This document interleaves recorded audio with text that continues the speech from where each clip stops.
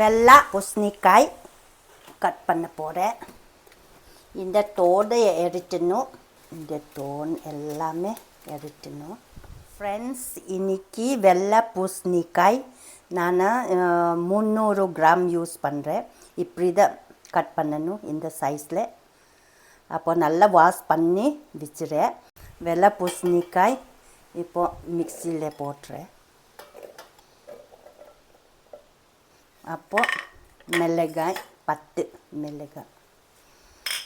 இப்போது pink salt உப்பு கொஞ்சம் போதும். இப்போது இதை கருவேப்பிலை தான் இந்த நம்ம யூஸ் பண்ணணும். இது இந்த ஐரன், நம்ம உடம்புக்கு தான் சக்தி இந்த ஐரன். அப்போ நல்ல மணமாகும். அப்போ இது என்ன நம்ம வேணும்னா ஒருனா இது 3 போடும் இதை குடிச்சுவா. ஆனால் ஏதோ இனிப்பு வேணும்னா நம்ம தேன் இல்லைன்னா ப்ரௌன் சுகர் இல்லைன்னா வெள்ளை சுகர் நம்ம யூஸ் பண்ணலாம். இப்போ நம்ம மிக்ஸி கிரைண்ட் பண்ணலாம். தண்ணி ஃபர்ஸ்ட், தண்ணி 1/2 லிட்டர் தண்ணி போட்டுறேன்.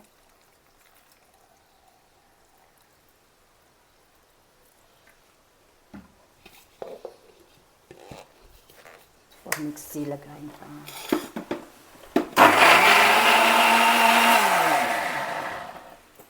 இந்த போதும். நல்லா ஸ்மூத் ஆயிடுச்சு, நல்லா மணம் ஆயிடுச்சு.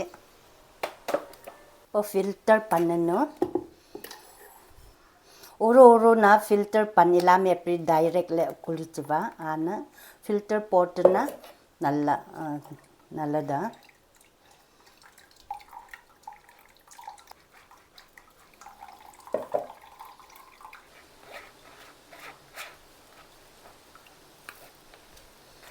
இந்த போதும். எனக்கு கையில் இந்த தேன் இல்லை, அதுக்காக நான் மேப்பிள் சிரப் யூஸ் பண்ணுறேன். 2 டேபிள் ஸ்பூன். அதை இப்போ மிக்ஸ் பண்ணுறேன்.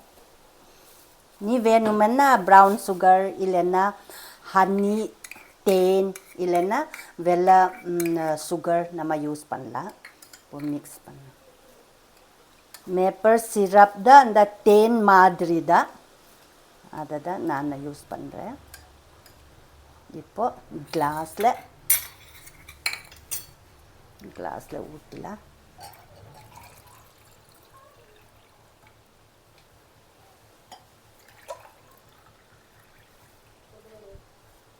ஃப்ரெண்ட்ஸ், இப்போது நான் வெள்ளை பூசணிக்காய் செஞ்சு முடிஞ்சிச்சு ஜூஸு. இந்த ஜூஸை நம்ம எப்பப்போ நம்ம செஞ்சு சாப்பிட்லாம்.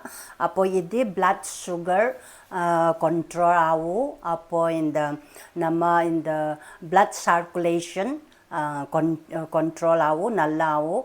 அப்போது உடம்புக்கு சக்தி இருக்குது. அப்போ எப்பப்போ நம்ம இது சாப்பிட்லாம். அது மாத்திரம் இல்லை, ஜூஸ் ரெகுலர் இந்த வெள்ளை பூசணிக்காய் ஜூஸ் டெய்லி குளிச்சுன்னா நீங்கள் வயிறவே கம்மியாகும்.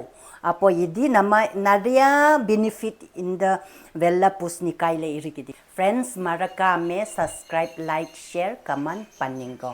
அடுத்த வீடியோவில் மீண்டும் சந்திப்போம். Bye friends.